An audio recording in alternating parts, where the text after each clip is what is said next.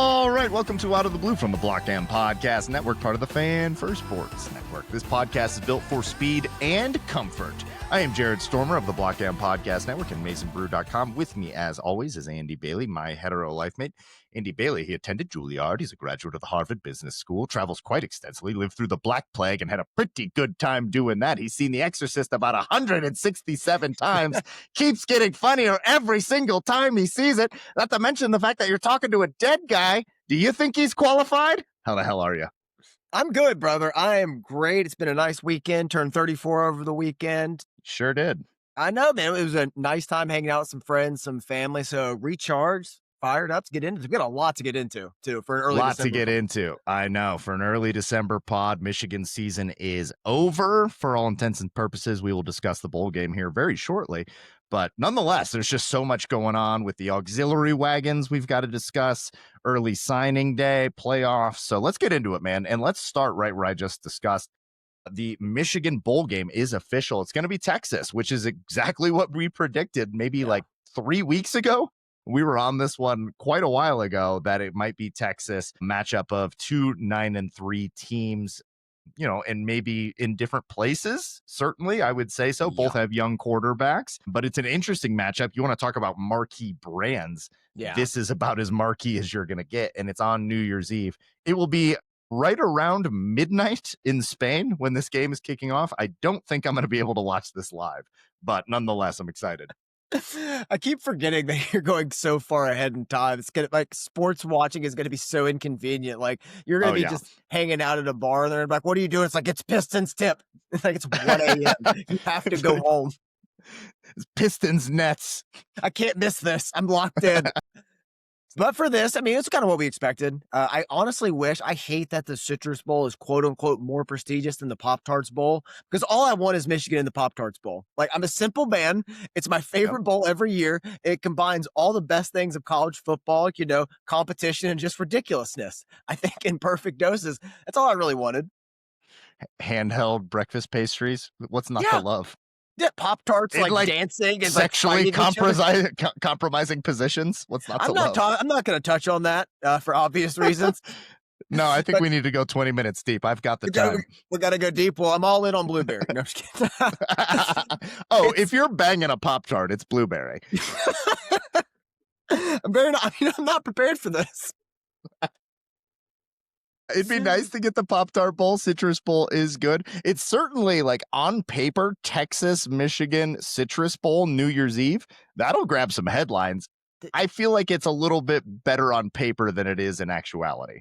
Yeah, I think the last time we played Texas in a bowl was 2004 season, because it was like the Vince Young kind of coming out party, and it's the first time Michigan's been to the Citrus Bowl since 2019. We played Alabama in that game following that season. So at least familiar with the Citrus Bowl, the routine of it. I'm glad that it kicks at 3, at least on New Year's Eve, because for you. Yeah, I mean, for me. And that's like, that's what, 9 p.m. for you? Yeah, kick will be at 9. So we can like watch the first quarter or something while we're kind of getting ready and stuff. And things are a little later in Spain anyway. So we'll be going till 3 a.m. Yeah. I'll be caught up shortly after, though. Well, you can still text me. And you touched on the matchup itself. I'm not very excited.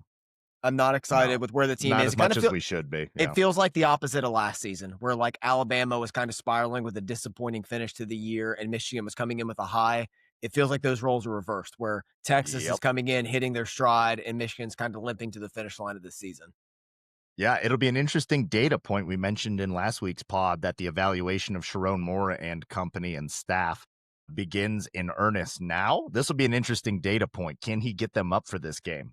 How does this team show out? Matchup wise, it is an interesting matchup, but like Arch Manning kind of coming into his own. I still like that defense despite what happened against Arkansas for them.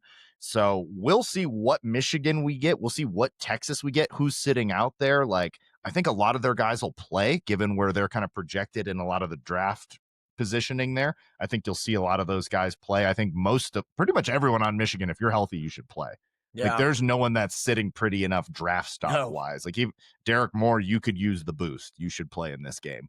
And Yeah. like he's probably our best draft prospect. So yeah, it'll be interesting matchup wise. And I think as it gets closer, we'll certainly get into that one and get into the details and the nuances of that matchup. And I agree with you. I'm not super excited about it now, but as it gets closer, we'll get It's fired up for it. Oh, yeah, I mean, we care about every game that Michigan plays, and it's one of those where, like, it's better for the future, for building the practices. It's kinda like the Senior Bowl, the practices are more important than the actual game, like, especially, like, the early signees, the early enrollees that get there, they get these 2 weeks of practice with the team, get the lay of the land. That's more beneficial to next season because as we saw last year, like, the performance in the bowl game was awesome. It didn't translate to this season. Nope. No, you're absolutely right. So as much as we thought that it was going to be a building block, and in some ways it was, there's some things that carried over from that bowl game, but not in a meaningful way. Really not. It's You can't, yeah. yeah, you can't take any corollaries from that bowl game and be like, see, this happened, and then that led to this season. Not It's really. So no, it's more maybe like more so this year because there's so many young players that'll play. yeah, it's like a heightened stakes spring game, kinda like Yeah. that, where it's not everything, but, like, it's hard to parse through what's true and what's not, but that's why we have this podcast. That's what we're That's here what we for, do. doing the work. The 12 team bracket has been set. Notre Dame is out. Alabama is in. Indiana after winning the Big Ten championship. Congrats to the Hoosiers. What a wild undefeated season. Just one of the more like you're going to look through the history of the Big Ten champions and look at that Indiana one and just looking at it from a million miles away. Like, what the hell happened here? Congratulations to them. Beat Ohio State 13-10, familiar score there on a Jaden Fielding missed kick. Also a familiar outcome there. So Ohio State drops to 2. Indiana, one of the 1 seed. Georgia and Texas Tech get the other buys. Getting into the playoffs, Miami, Texas A&M, they will match up in the 10-7. Tulane against Ole Miss in the 11-6. Bama against Oklahoma in the 9-8, and James Madison against Oregon in the 12-5. Anything there that catches your eye? I can't believe they did it with Miami. I mean, the committee completely set themselves up to fail because when the first playoff rankings came out, Miami had just lost to SMU. So they were going to be penalized in those rankings. But for them to get up past Miami or to pass Notre Dame in the last week of the season when neither team played and they were idle, it kind of feels like Notre Dame got the shaft on that one. Again, it's you could argue what team is better head to head season and all of that. Like, I don't think it's egregious. I think the teams were very close in that comparison, but like the committee set themselves up for failure. I think it's a bad look for Notre Dame to just say, well, we're not going to play in a bowl anymore and kind of just take their ball and go home. So they're looking pouty at the end of Join this a thing conference. anyway. Exactly. So that's one of the things it comes back to. But like all in all, I mean, for the way the committee was positioned, I thought they did the best job they could. Like I said, like 4.5 out of 5 stars, to be honest. Like there wasn't a lot of nitpicking for me in this. Yeah, I'd like to see Notre Dame get in. They stuck true to the we're not going to penalize you for playing in a bowl game, but Alabama has looked off for the last month, including Mm-hmm. against Georgia. If you're just putting in who's looking the best, I think Notre Dame's a better for the product than Miami I or agree. Alabama. I think they're a better team, but that's not how we're doing it. And Yeah. you know what? We expanded it to 12. I'm not going to sit here and nitpick about it because it's certainly better than when there was 4. A lot of teams would have some gripes in that case, but ACC was generationally ass. So I mean, they didn't really see themselves represented well this year. Miami getting in, and they have the head to head, and head to head has to matter against Notre Dame. So I do like that Ohio State dropping to the 2 seed gives them the tougher path by far. How would you like the 14 playoff this year? Indiana versus Texas Tech, and then Ohio State versus Georgia. That's the playoff. Doesn't that Fine, let's doesn't that go. kind of feel like what it should be? Let's rock. Yeah, let's rock. What are we doing? You think Tulane or James Madison are about to make themselves known? Exactly. Then it has like Oregon on the cut line, and then they would be the ones that would be upset. And it's like, okay, that makes sense. They have a gripe, but sorry, you're out. Yep, absolutely. It'd be totally fine, man. Let's keep it pushing here. Early signing day happened this Woo! week.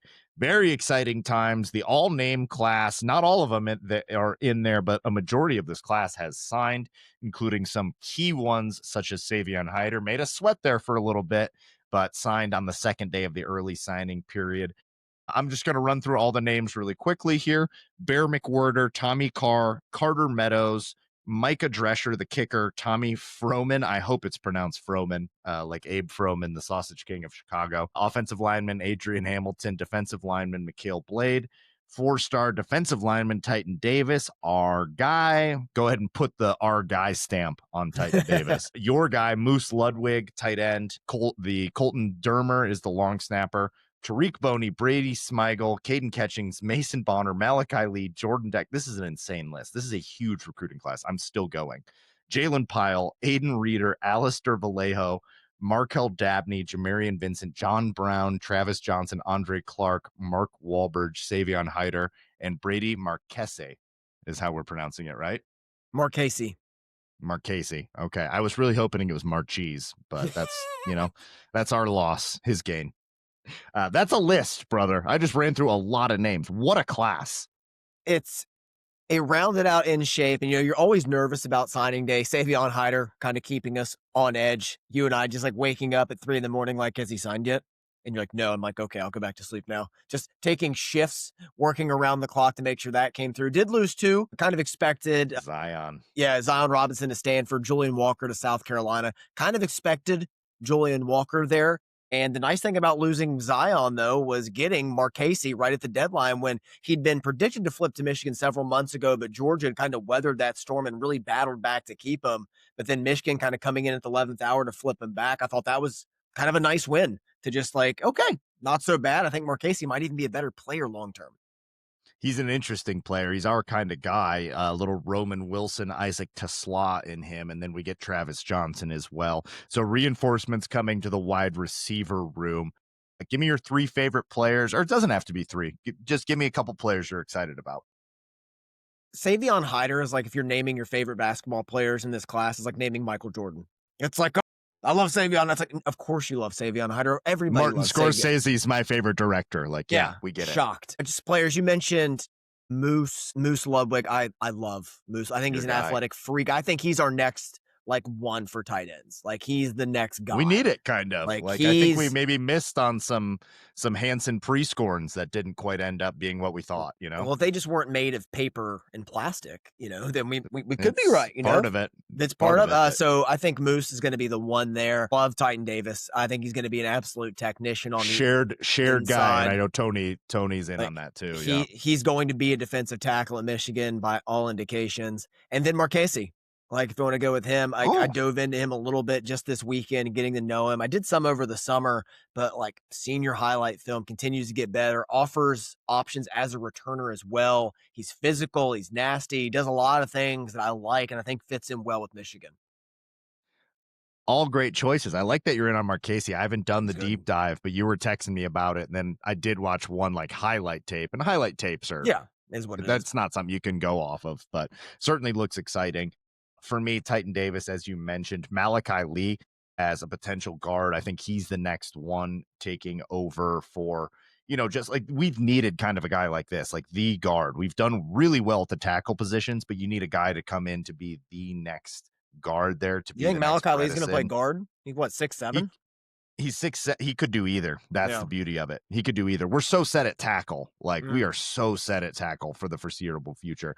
But he could kick out either. Like he's just really talented, really athletic, and I think like has the mind for it based on everything that I've read. And again, evaluating offensive line tape, talk about a foolish proposition. I have no idea what I'm looking at.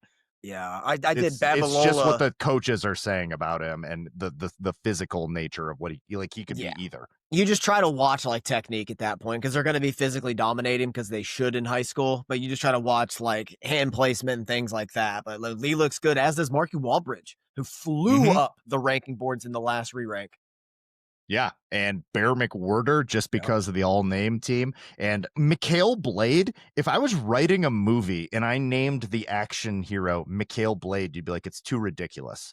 No one's named Mikhail Blade. Well, we have him, and he exists, and I pray he's good. Just because if your name's Mikhail Blade and you're a good football player, I'm buying 7 jerseys. I'm buying every variation of the jersey. I'm buying a jersey of your dad where he played in high school. I don't care. That's so dope. And then Jordan Deck.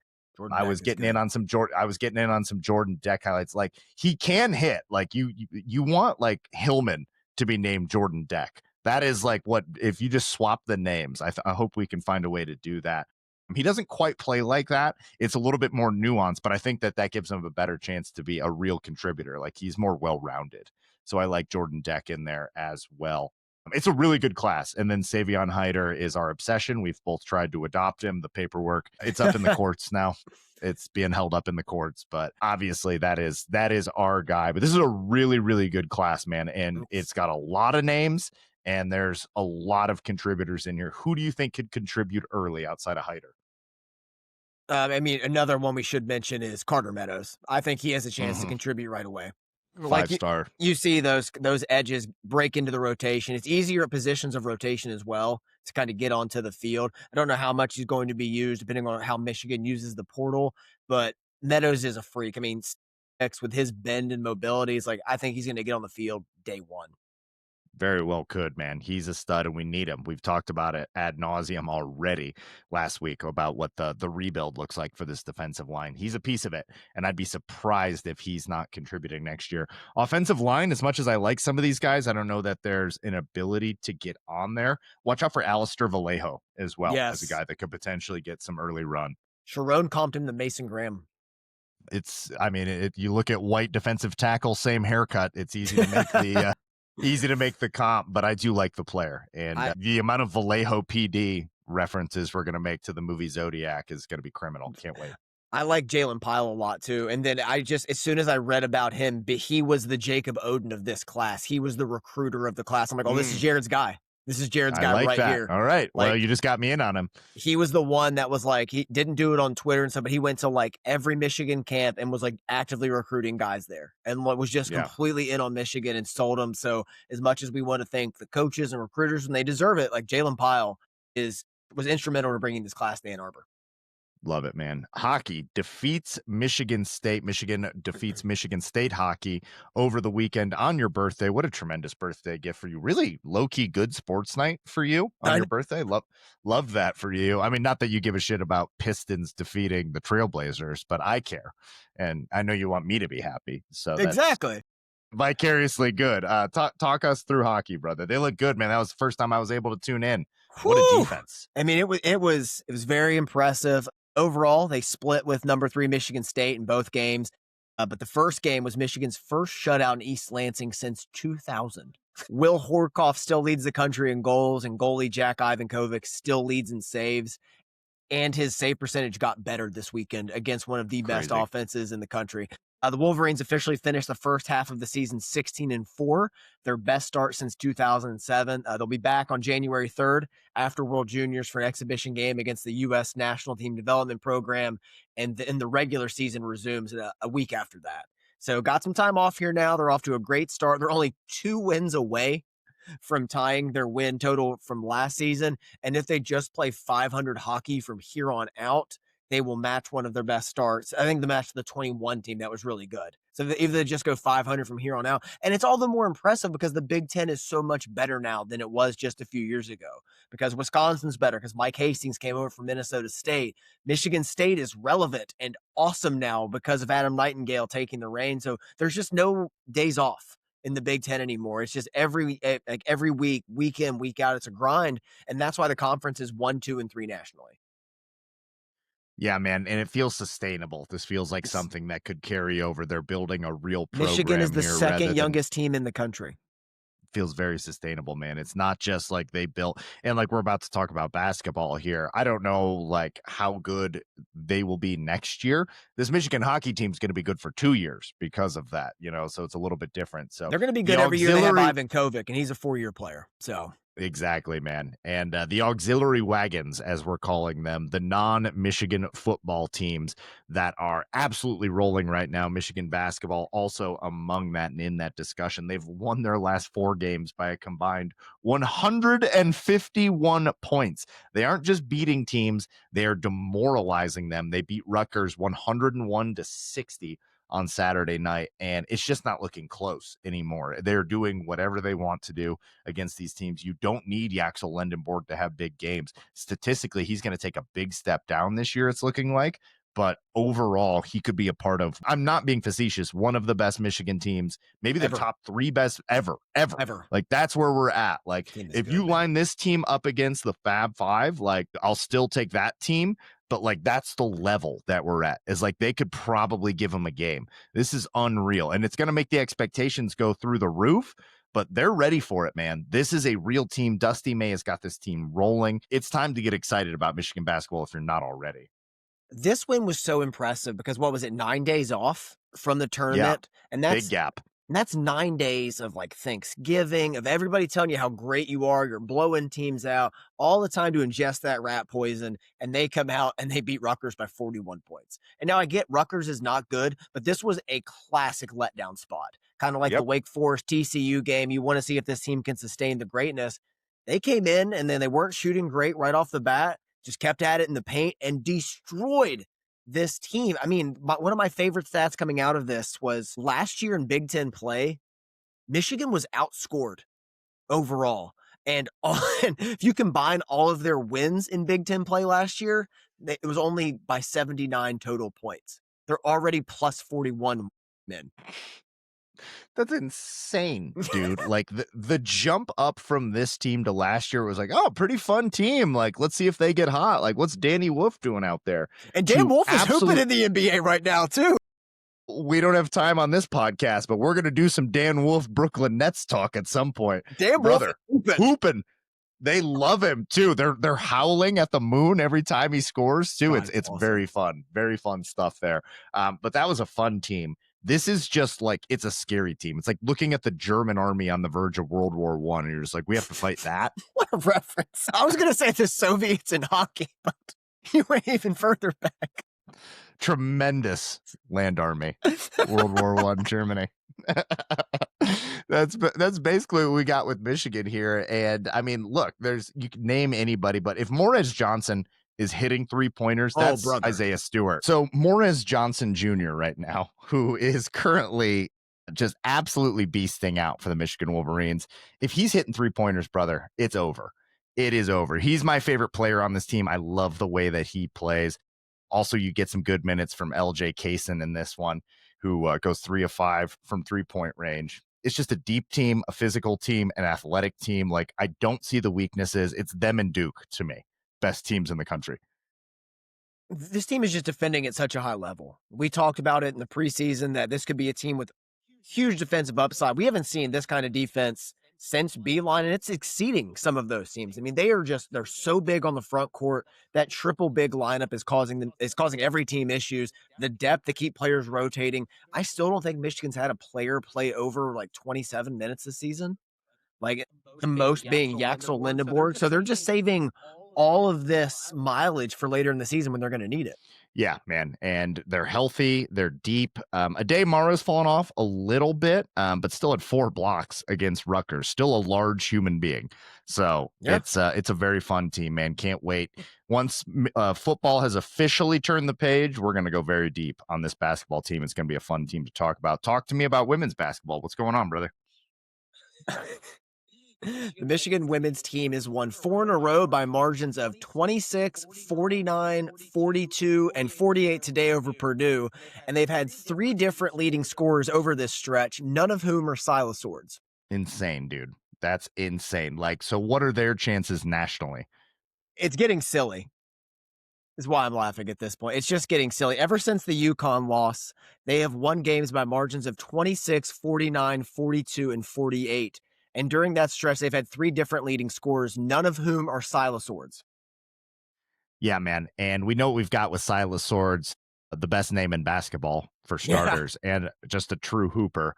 And there's depth now, and they're building some serious programs. And we need the auxiliary wagons now more than ever. The auxiliary wagons will get us through the winter, through the hard times. Winter is coming.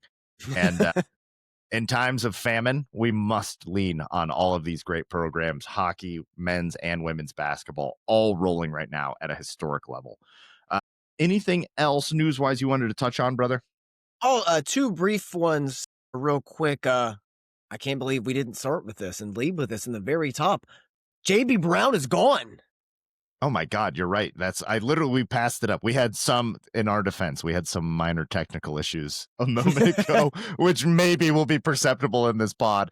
That's on us. Kerry Coombs comes in. And Kerry Coombs, we were talking about how Marcus Freeman, too handsome to be a coach. Kerry Coombs looks like a coach. Kerry Coombs looks like he's helping you dig the foxhole, and like he's fighting off the Japanese somewhere in like the Philippine Islands. That's what I'm going into battle with. Kerry Coombs, former Ohio State defensive coordinator.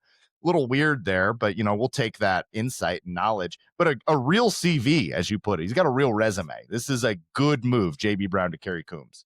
He's an overqualified special teams coordinator, is what Mm-hmm. he is. He's done the job. Like, now, if he was DC, I'd have some other thoughts, but special teams coordinator, I love this hire. This is fantastic. You get an adult in the room, someone that knows it. He's coaching the bowl game. So, I mean, JB Love Brown this. couldn't even make it to the end of the calendar year before Sherrone could kick him out.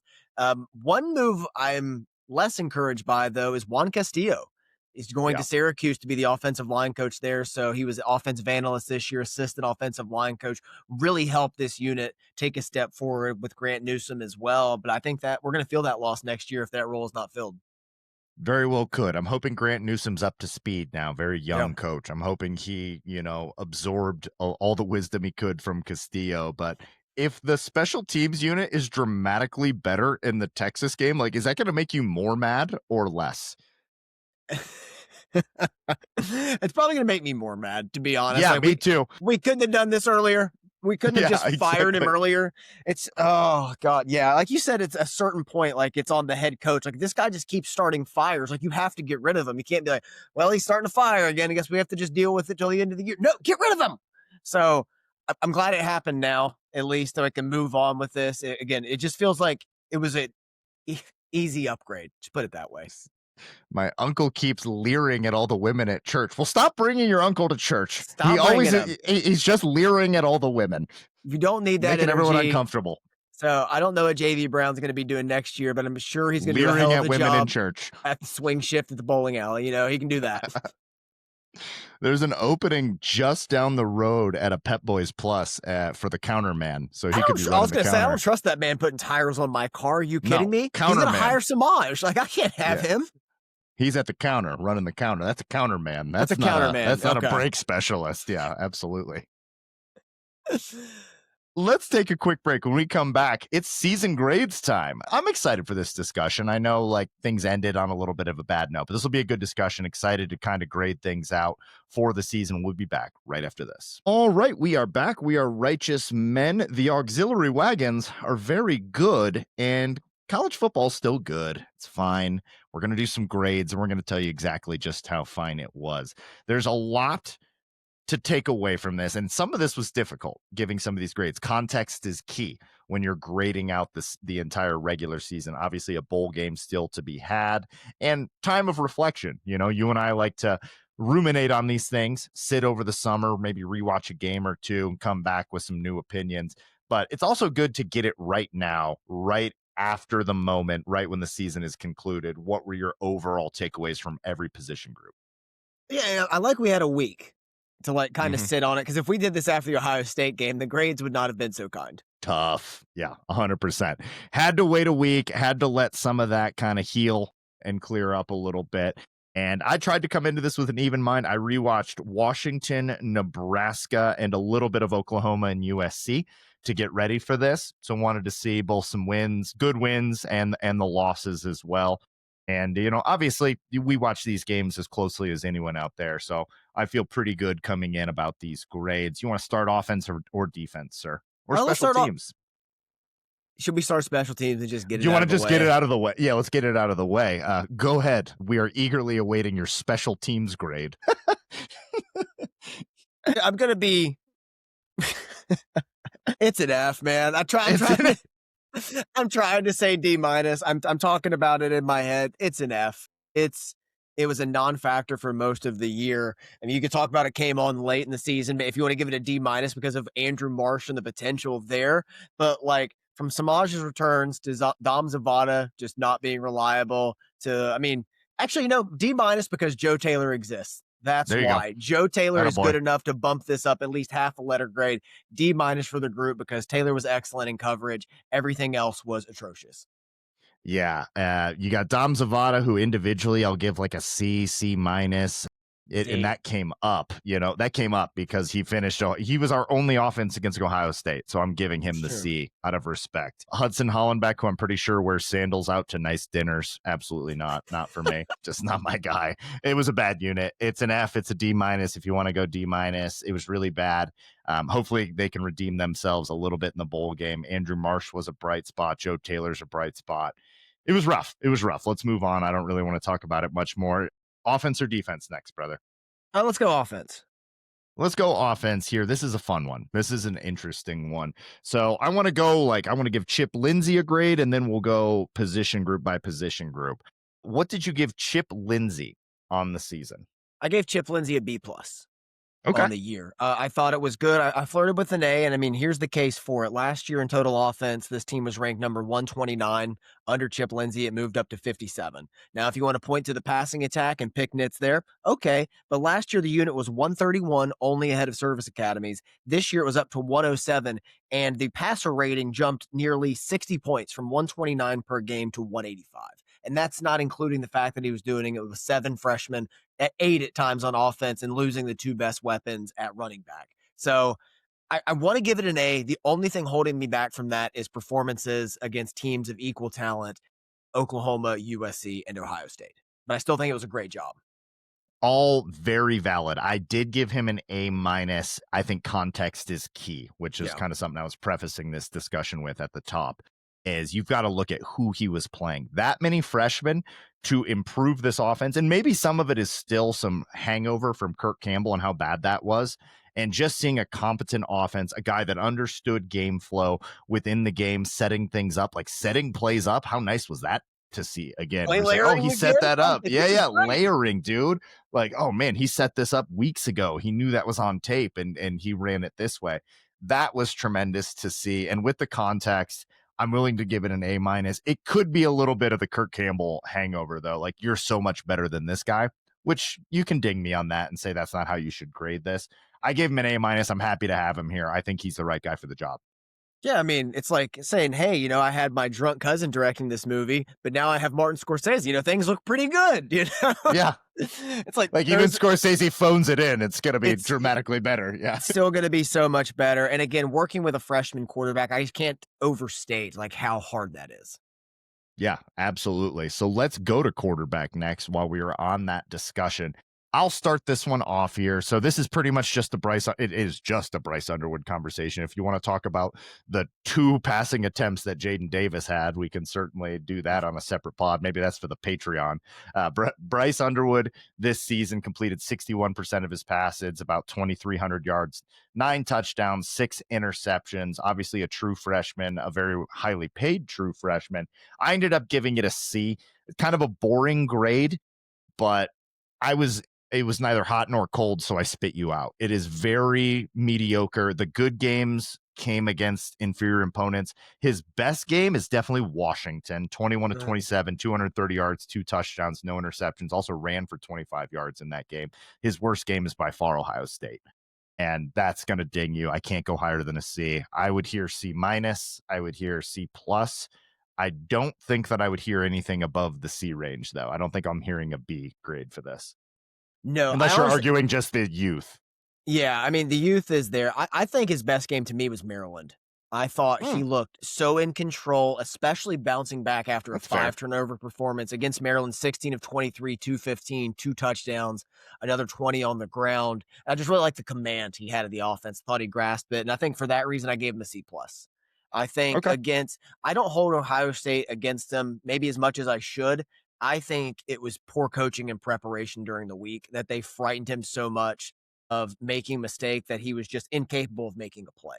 Like they're like, don't do anything, just do this. And it was like, okay, so he played scared. And I put more of that on the coaching staff. So for that, C plus.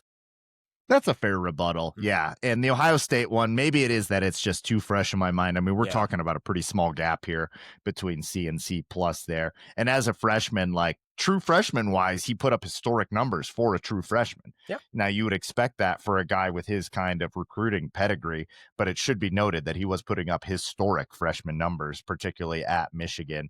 It just was inefficient. The turnovers bothered me. And then, very good point about the Ohio State game plan. But at the end of the day, like when we look back and we judge these records and we look at what you did at Michigan, we're going to look at 63 yards and be like, well, that wasn't it. Like, Yeah.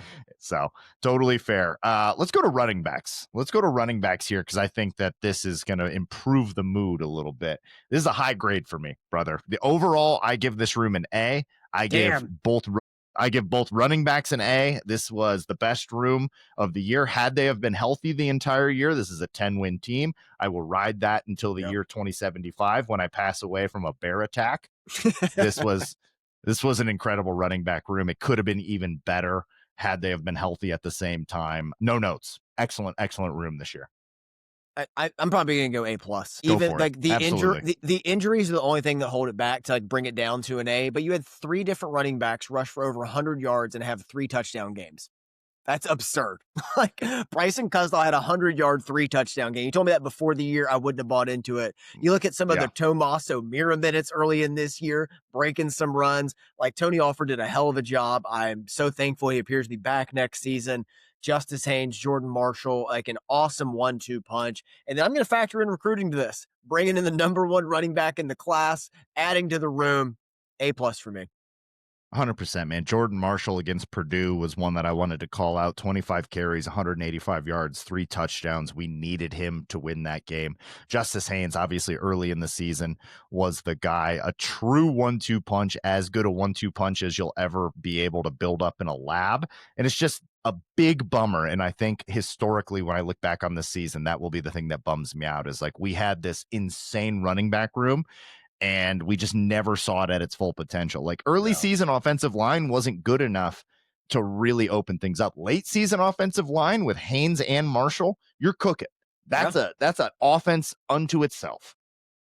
Everything changes from that point on. Like you never got both hands working at the same time. It's always like, well, we're doing with our left hand with our right arm tied behind our back and then vice versa. And it's like, you just really wanted to see the Justice Haynes, Jordan Marshall attack going against Ohio State. Not saying we were going to win. There's a lot of other factors in that game. It changes it. But you wanted to see him full strength. Yeah. Or with one of them. If we would have had one of them, it would have made a difference. Oh, you mean you were encouraged by Jordan Marshall having half our offense in like 3 minutes? Yeah. I was very encouraged by that. Early Jared in that game was so hyped and be like, get ready for the Jordan Marshall game. I'm going to start building the statue. I had already pulled out some like rudimentary concrete working materials and like a lathe, and I was out there trying to build the statue, and then he got injured. So I don't want to dwell on it. So we will move on. Let's go to wide receiver here. Overall, the wide receiver room may be the most improved room from last year. Not saying much. I think last year's wide receiver room, arguably the worst one to ever take the field at Michigan. This one was better. What do you got for an overall grade? Because of the disparity between the good and the bad, I landed at a C. Like with Andrew Marsh and the tear he went on and Donovan McCulley's highs, it's like, man, I was in the B range a little bit, but then you factor in one James backwards Morgan, and it brings the room down so much. Then you factor in Channing Goodwin's drops, Kendrick Bell had a drop in there, and some nobody else was serviceable. Nobody else was just reliable in any capacity. So like, landed on a C. I went B-. I think you can talk me into the C. I'm willing to go down to a C here. I went B- because Andrew Marsh is one of the best freshman wide receivers ever to set foot at the University of Michigan. He surpassed Mario Manningham's freshman season. I think that he is the Mario Manningham of this generation. I think he's going to be just an awesome wide receiver for us and really brought some juice to the room. You hit on the McCulley transfer early on. He had his big game early on. Wisconsin was amazing. The game that we were at, he was awesome in that game, and then just didn't get targeted a lot. And I don't blame that on McCulley. Like McCulley, when given opportunities, was a really effective receiver. After that, a cliff doesn't describe it, what it drops off of. Like that is too generous to say it drops off of a cliff. It is Marsh, McCulley, and a bunch of guys that I wouldn't trust to be the Pet Boys counterman. Like JB Brown can run the counter there. Like maybe they work at a PetSmart, but not handling the animals. Certainly not. I like it's bad. Goodwin's probably third. He came on a little bit towards the end of the year, got some more run, was helpful in the run game and things like that. But when you're describing a receiver and one of the first positives you mentioned is helpful in the run game, kind of explains itself.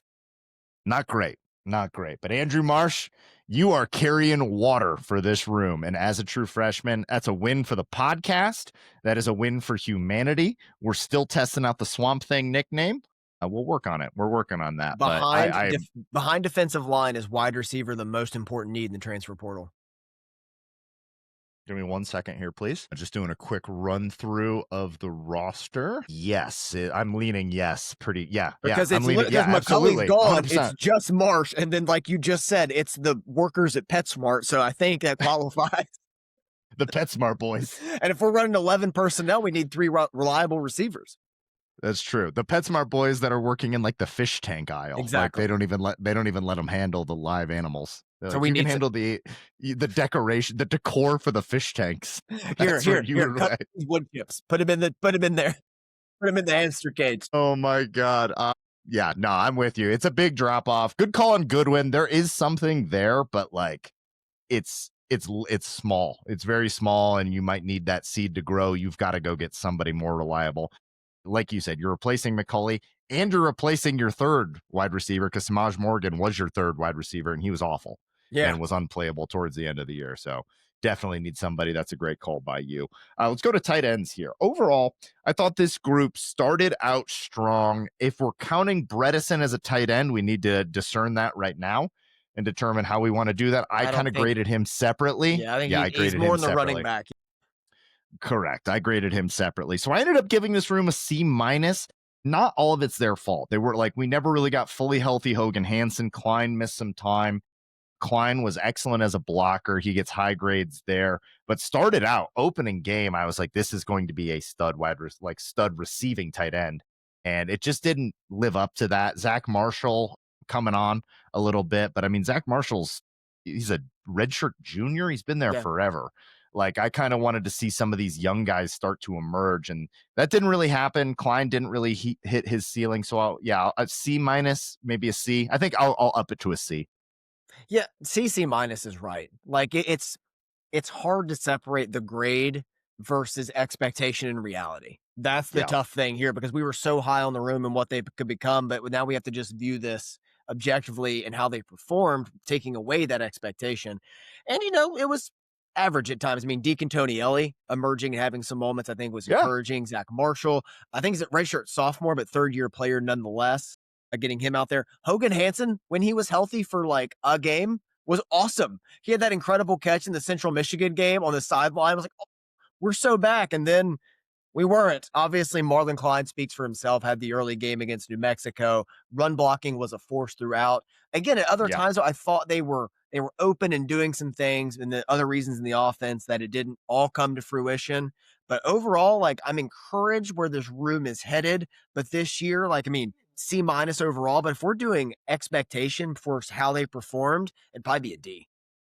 Yeah, no, that's a very good point. And coming from where we have been at the tight end position too, we just expected that to carry over. This was all arguably tight end university over the last 5 to 8 years, and it was dramatically below those expectations. So I'm with you. I'll stick with my C minus there.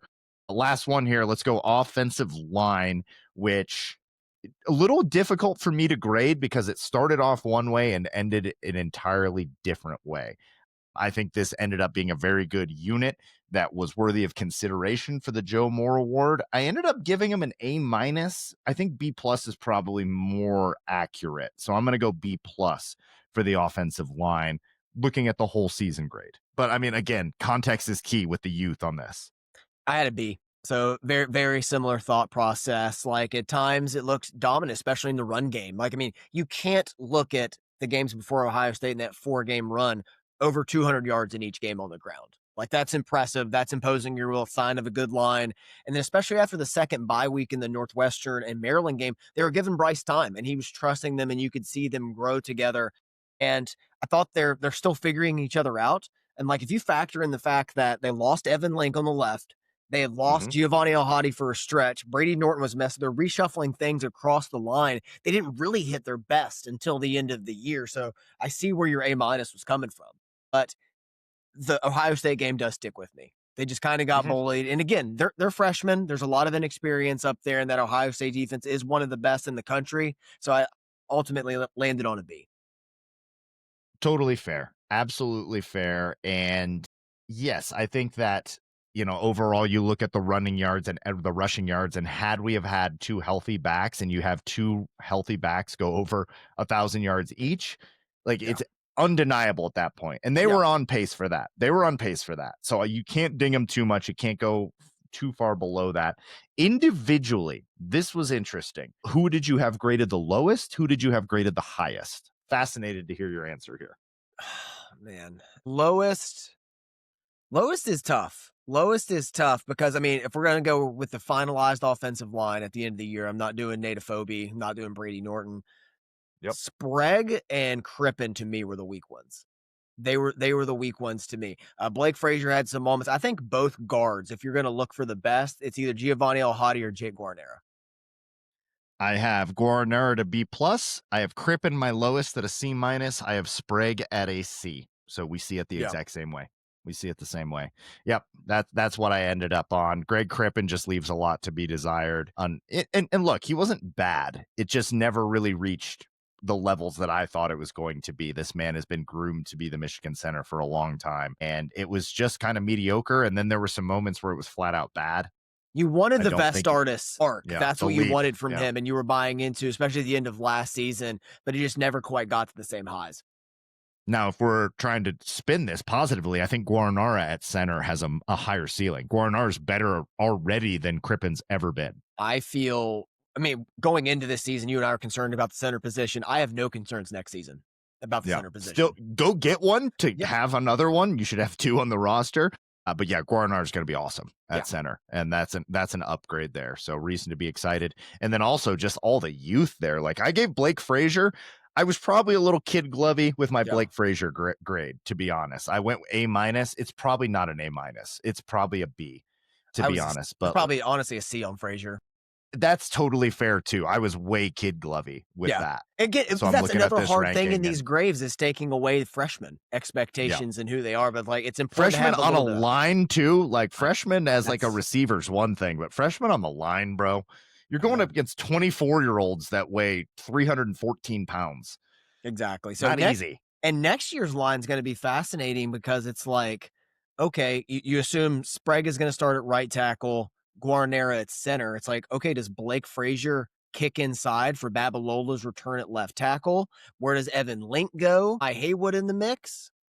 You would like the kick-ins, yeah. Like in a Yeah. perfect world, you just kick in. How does that work? It'll be a fascinating discussion. I'm interested to get into that in the off season. Really can't wait for some of those discussions about how you would do it. Yeah. But yeah, we don't know how capable these guys are of changing position. But overall, good unit. It ended up being in the race for the Joe Moore Award to the end. It ended up being the unit that we were leaning on late in the season as like arguably the best unit down the stretch in the last Yeah. 3 weeks. And then Ohio State kind of took away some of the steam there. Let's go over to the defense here. Let's start with Wink Martindale, who doesn't have as good of a season as last year because he doesn't have that Ohio State win to punctuate, and arguably one of the best coordinated games in the history of Michigan football, but still an incredible defensive coordinator.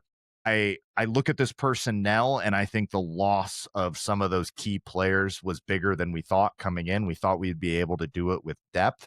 And that's not to say this was a bad defense. This defense fell a little bit short of expectations for me, but I'm still giving Wink Martindale a B plus. Yeah, I'm going just a touch below. I had Lindsay at the B plus. I went with Martindale as the B minus. That's fair. Just in the ballpark. You look at what they're given, like schematically. I don't have a lot of issues. I mean, you could talk about the bare front and being out schemed by Lincoln Riley. That happens. You talk about the rotations on the back end and relying too much on depth, but a lot of that comes from position coaches and the head coach. Like that's not on Wink, and it's hard to separate the two in this. But a lot of stuff I liked, and it's like you're kind of handicapped at a position if you're a defensive play caller and you can't get home with four, and your secondary is already a little suspect, but now you're having to blitz and open up holes. It gets really difficult. No Will Johnson, no Rod Moore, and nobody to really rush the passer, nobody in the middle to disrupt things and demand double teams. It was just not the defense personnel wise, I think. So that's why I was a little bit more generous, I guess, with my Wink Martindale grade. But I think that's totally fair. Like, could he have gotten more with less? There was a lot of depth, but once you run up against those good opponents, man, like that depth doesn't really matter. Depth is bigger for a season long perspective, Yeah. like how can you like miss time here or there from your stars? We didn't have any stars. This truly was a no star defense, but not in a fun, cool, cheeky way. It was like a no star defense and the like, dude, nobody stepped up. Yeah, and I mean, if you were just looking at scoring defense, this defense is better than last year.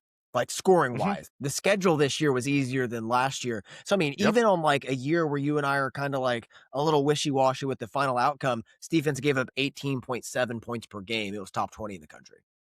I think his best game was Washington against a really good Yeah, offense, held them I to agree. 7 points. Nebraska, I know they put up points, but man, did they get after Raiola in that game. Yep. I thought that he was excellent in that game as well. So had some good games in there. Didn't have a bad game against Ohio State. We certainly won't blame the defense for that. There was the one out of position play. I think it was Zeke Berry led up I It don't think that was that was on Wink Martindale. yeah, Barry got beat, and then you had Hillman not rolling over the top from the backside on the Carnell Tate touchdown. I mean, and again, like when the defense isn't stopping the run, like on that 11-minute drive, it's like I can't have Wink Martindale play nose tackle. It's He'd it's probably be sufficient he'd though. probably Probably be be a good fill in. he'd probably be stout out there. So yeah, again, it's trying to differentiate between schematics and execution. Absolutely. Let's go to the defensive line here. Individually, my highest grade goes to Derek Moore, who I gave him a B plus just because of the numbers, but eye test wise and vibes wise, it's a B. But the numbers suggest you get the B plus. Not impactful in big moments necessarily. Overall, I give this defensive line a C minus. Again, expectations like tight end room, where it's like coming off of what we've had, what we got this year just did not meet the Michigan standard. And I had higher expectations. I thought this was going to be a really good line. I thought that this would be the unit that led the charge this year, and it didn't. Rayshon Benny's my most disappointing player of the year. I gave him a fat C minus, and I just expected more. Jayshon Barham, if you want to put him in linebackers, a defensive line, got a C minus from me individually. It just left a lot to be desired, man. You were neither hot nor cold, so I spit you out. It's it. Where would you have ranked the defensive line pre Ohio State? What would the grade have been? C minus still. Still, Yeah, like yeah. No, pre Ohio State, they were coming off a couple better performances. C plus. I mean, this rushing defense, especially before that. I mean, it's still C yeah, it went C plus to C minus. It definitely had to have changed after Ohio State. That is the one that is resonating with me I, right now. That so. performance sucked. So before Ohio State, I would have had this unit probably at a B minus.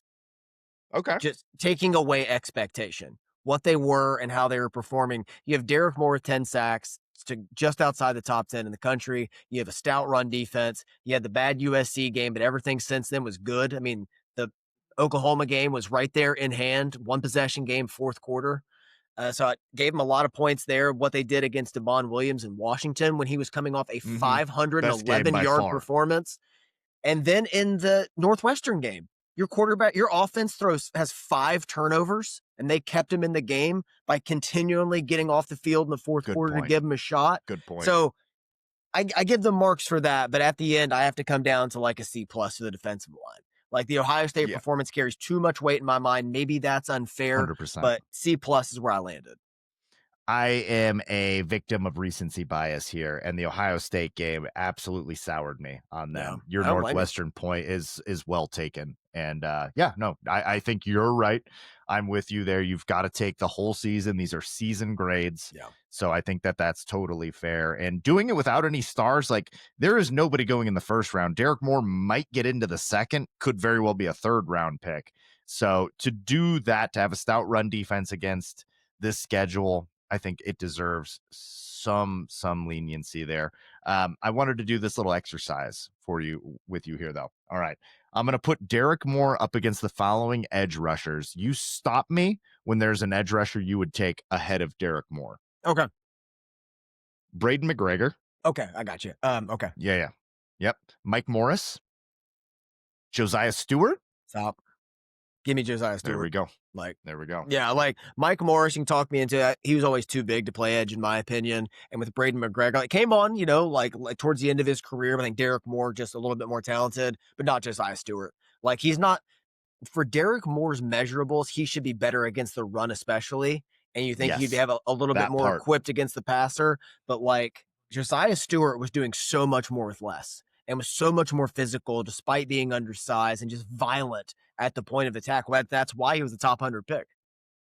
Yeah, man, and just not my type of player. Derek Moore and Jayshon Barham, who are very role reliant. They are good in one role, and that role is rushing the passer. As far as well versed players that can do a lot for you, that's not really them. They're not jack of all trades guy. Like I loved Chris Wormley because it was like, yeah, well, you need Wormley to rush the passer. He can do a little bit of that. You need to be stout against the run. You need to slide into the middle. You need him to drop back into coverage. I wouldn't do too much of that, but like that's my type of player. And that was not Derek Moore, not It's like a versatile player. I got there pretty early in the season. And I Yeah. talked about it a little bit, but against Oklahoma on a critical fourth down, they flipped the running back right before the snap. So he was not TJ Guy's responsibility. He became Derek Moore's responsibility, but Moore didn't pay attention. He just rushed blindly up the field and let the running back leak into the flat, completion, first down, and game was pretty much over. And at that point, I just understood there just wasn't there football IQ wise. And if you go back to like 2022 Ohio State, like a Jalen Harrell, just flipping outside a scheme, understanding that Rod Moore is coming downhill. No one's covering the tight end. Ohio State's trying to break the scheme. He covers the tight end on a critical fourth down, gets the PBU. And there's just different levels to knowing the game. And Derek Moore was just always, you always wanted more. He just always left you a Yes. little bit higher. It's like he could never get to 100%. He probably got to like 80% of who he could be. And maybe that happens in the NFL, but he just never got there for me this season. Still my highest graded on the defensive line. I think some of those guys in the interior, Rayshon Benny, expectations took it way down. You know, maybe this was always who Rayshon Benny was, but yeah, nonetheless, the defensive line conversation is going to continue all offseason, man. I know we are both locked in on this conversation and like, where do we go from here? Because it was not as good. And like, we have high expectations at Michigan, arguably defensive line university right now. All right, let's go to linebackers here. Interesting conversation. I want to hear your grade first here on the linebackers. Tough to gauge, especially since Ernest Hausman like just didn't play against Ohio State, apparently for reasons that we're not going to get into on this Yeah. podcast. It's like, thank you for not asking my opinion. Yeah, we're not going to touch on those at the moment. Fascinating room to break down because, like, you got a lot of depth there with Owusu Boateng, Chase Taylor getting valuable minutes, Troy Bowles, and then not to mention the guys who became the starters by the end of the year. And that would be Cole Sullivan and Jimmy Rolder. We're not even going to factor in Jayshon Barham here because he moved to edge and it goes to that grade. But we have to forget this room started out with Ernest Hausman and Jayshon Barham back there. So Mm-hmm. completely changed throughout the year. Early on, I thought there were some good returns with Jimmy Rolder. I liked him as a run defender, left a little bit to be desired against the pass. Cole Sullivan as well. I don't think he looked right coming back from that injury. I thought we No, kind of got him like early Sullivan, way different. Yeah. 3-4 speed there. Oh man, there's some bad coverage stuff with the linebackers. I'm not going to sugarcoat that fact. There's some really bad stuff. And rewatching the Ohio State game, it's glaringly obvious at times. I want some more from the room, but I can't just look at that performance. I have to keep it everything. So I went B minus for the linebackers. We have the same grade. I also went B minus. I struggled with this grade I did too. because it's like when you have the emergence of Cole Sullivan and Jimmy Rolder coming from nowhere, you get points for that. Like that was unexpected. And early season, I want to say like week 4, we were like, is this the best linebacker room in the country? I know. Like Hausman, Sullivan, Rolder. Jimmy Rolder has teach tape as a tackler. Like literally put it in film studies. That's how you tackle. I really like him as a run defender, limited in pass coverage. Yeah. And Cole Sullivan had 4 interceptions this season, like was leading this. I think he ended the season as the leading. Yeah, I think he I ended the think he season did as the too. leading. Yeah, absolutely. Despite missing a couple weeks there. So his emergence was really, really necessary there. They're limited. Like it's not it's not like perfect linebacker play in the sense that they can do everything that you want, but this is a good linebacker room. I don't want to be overly critical here. You look at the overall scoring defense, you look at the tackling metrics. It's a really good run defense, and the linebackers played a big role in that. So B minus feels right. Ernest Hausman stuff notwithstanding. Cole Sullivan led Michigan with 3 picks this year. 3 picks. That's right. That Who- sounds right. Yep. This is going to be a nice transition. Trivia. Who was second? I will say, is it TJ Metcalf? No, is it It's Jordan it's Young a- had one? It's a Odin multiple had one? tie across players with 1. Uh, And wow, nobody had 2. nope, no one else had 2. The first name on CFB stats, Rod Moore, played in a game and a half. They had the pick against Wisconsin coming across the field. That's a problem. That's a crazy stat. Rod Moore tied everybody. Rod Moore was tied for second on the team in picks, tied with Jacob Oden, tied with Zeke Berry, Mason Curtis, Jimmy Rolder, TJ Metcalf, and Jair Hill against Ohio State. My word. Yeah, let's go to the secondary then. That's a good transition here. Secondary, again, another one that I struggled with. I think we have 2 good cornerbacks in this room, and I like what Metcalf brought. No Rod Moore. So again, context key when grading this. What would this have been with him? Overall, I ended up giving the secondary a B. There were some moments where I was much lower, much lower. But I also factor in that there was like no real elite pass rush. You're losing a lot of that. Like, so these guys are having to being locked in for much longer than they're used to. And then at times, Zeke Berry's physicality showed up. Nobody really tried Jair Hill for like 9 games this season. He just wasn't thrown at. Like, that to me gives you some props. Like, if no one's throwing at you and they're only testing Zeke Berry and he's not really getting beat one-on-one, and we're only getting beat in instances where it's TJ Metcalf or linebackers, or maybe somebody got lucky against Zeke Berry, I thought this was a pretty good unit. B feels right to me. I was at B as well. If we graded corners separately from safeties, the corners would be higher for me than safeties. I had a lot of issues with our safeties in run support and different things in coverage. And again, no Rod Moore. And then against Ohio State, no Rod Moore, no Mason Curtis. So you're getting further in the depth chart. But overall, it's a B. And honestly, I think you might have 3 good corners. Jaden Sanders. I'm putting a true freshman in there. I really like the way he acquitted himself, man. Like, really like it. I'm hoping Michigan can get back either Zeke or Jair. If they get back both could benefit from it. I think it would be good. And if you're looking at what this team could be next year, if you want to move Zeke to nickel, put TJ Metcalf to safety, you can mix and match some things around here to get your 5 best out there. Very similar to the offensive line.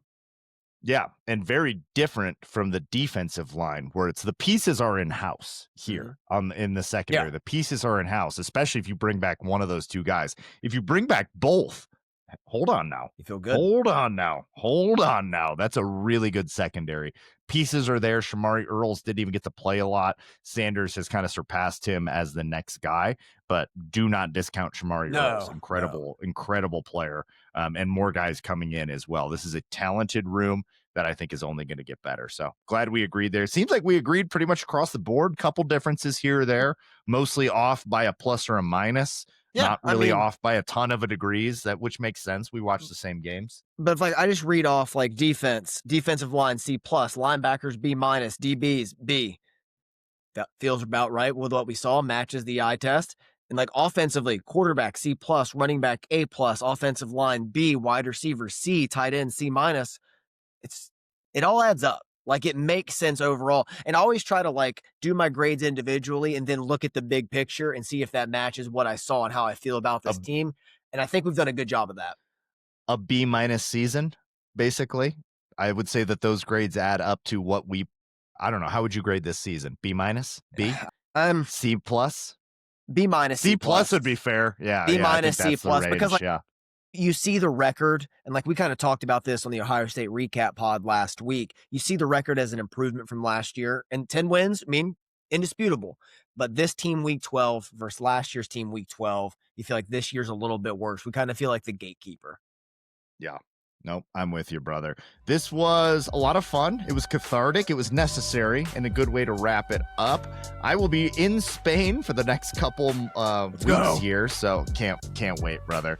And we will still be covering this. We'll be breaking down the Texas Bowl game. Time to start switching over into basketball. We ain't going nowhere. And once the offseason hits, that's when we're like in our prime form. So appreciate all of you that stuck with us this year. I am Jared. That is Andy. This is Out of the Blue. We'd like to remind you that wherever you go, go blue.